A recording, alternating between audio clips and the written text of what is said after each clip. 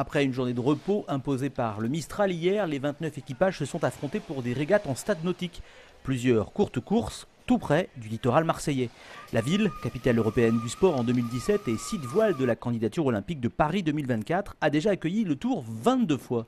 Le Tour de France à la voile, c'est aussi sportif à terre qu'en mer. Et d'ailleurs, pour garder la forme, chacun a sa solution. C'est du Qigong. Voilà, tu te sens un peu plus élastique après.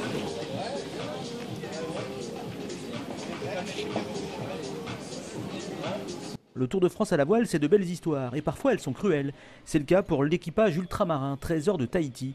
Ils sont restés plusieurs jours en tête de la flotte, mais seulement voilà, avant de partir sur le Tour, le budget n'était pas complètement bouclé. Un des sponsors vient de se désister, alors les marins n'ont pas d'autre solution que de vendre le bateau. Ils lancent un financement participatif.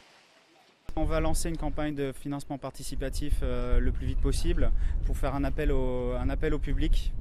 La campagne s'appellera Sauvons le bateau des trésors de Tahiti. On espère que les gens seront sensibles à notre cause, de pouvoir sauver notre bateau pour qu'on puisse justement continuer ce projet qui touche vraiment énormément de jeunes en Polynésie française. C'est très compliqué de monter des projets ambitieux dans les territoires ultramarins.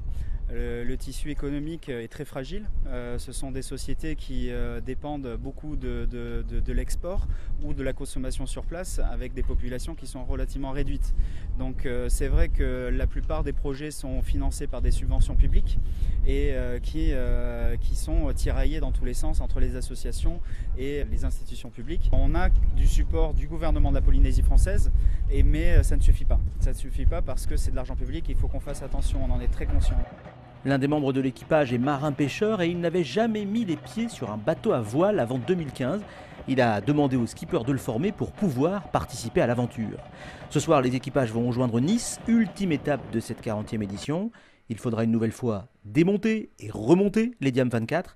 Sachez qu'entre Dunkerque et le Gros du Roi, les équipages avaient passé plus de 48 heures rien que pour monter et démonter leur trimaran.